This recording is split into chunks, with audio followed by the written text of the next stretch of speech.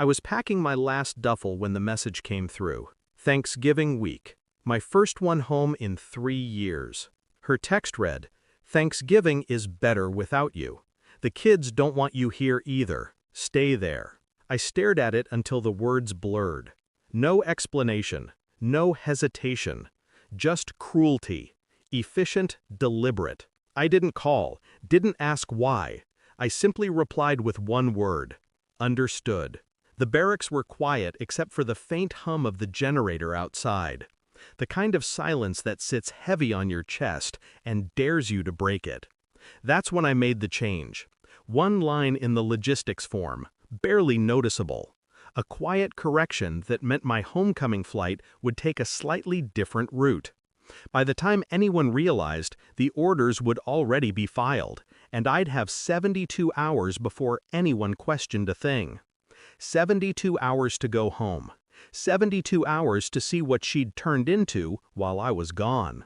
When the plane took off, I wasn't thinking about love, just truth, and what it costs. The house looked smaller than I remembered. The grass was dead, the curtains drawn.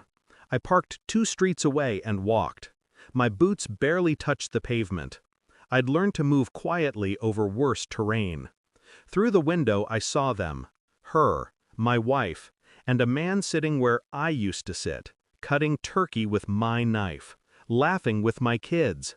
He wore my apron, the one with the grease stain from our first Thanksgiving together. The kids didn't look uncomfortable. They looked used to it. Something inside me shifted. Not rage, just a cold alignment. A recognition that I'd been erased long before I left. She texted again that night. "Don't make this harder than it needs to be." I didn't respond, just saved the number she used to text from. A second phone. That was my first clue. Over the next 2 days, I became a ghost in my own life, watching from the edges, listening. I followed them once, kept my distance. She was holding his hand at the park where I taught my son to ride his bike. They laughed like they'd earned it. Her eyes were different now, colder, practiced. The kind of eyes that have learned to lie without blinking. That night I went through her social media. Hidden albums, private messages, photos of trips she never mentioned, dates that didn't match her stories. Then I found it. The paperwork. She'd been filing separation forms while I was overseas, using my absence as grounds for abandonment, claiming half my benefits, the house, full custody. All signed, all approved. Dated 3 days before her "stay there" message. She didn't want me home. She wanted me erased. And that's when I knew. This wasn't betrayal born from loneliness. It was strategy. And strategy is what I understand best. On the 3rd night, I made my move. I left a manila envelope on her porch. No name, no note, just evidence.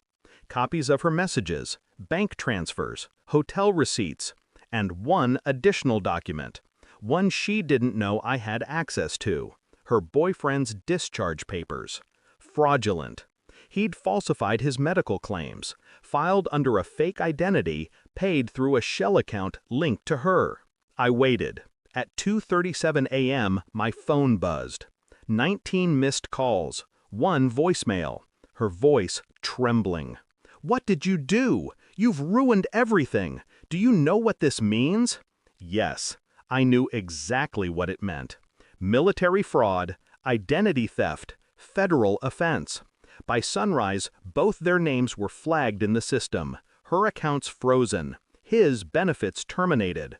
The same system she used against me had just swallowed her whole. She showed up at my motel 2 hours later. No makeup, no control. A shell of the strategist she'd once been. "You did this," she spat. "You destroyed my life." I took a sip of coffee, didn't look at her. "Correction," I said. "You built your life on mine. I just took back the foundation." She broke then, collapsed against the wall. Not because she lost money or comfort, but because she lost control. For people like her, that's worse than death. I stood, grabbed my bag. "I'm leaving town.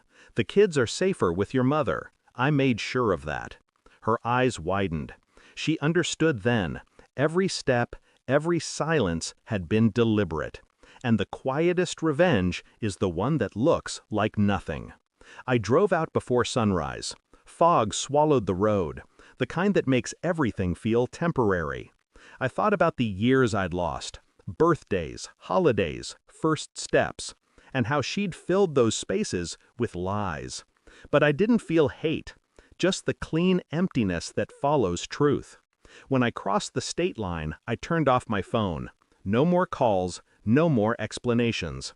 She wanted me gone, now she has it. The military taught me a lot about loss, but it taught me one thing more important. You can't kill what's already learned to disappear. And I disappeared perfectly. Thanks for watching. Don't forget to like, share, and comment. Subscribe now to Cheating Stories Insight World for more amazing stories.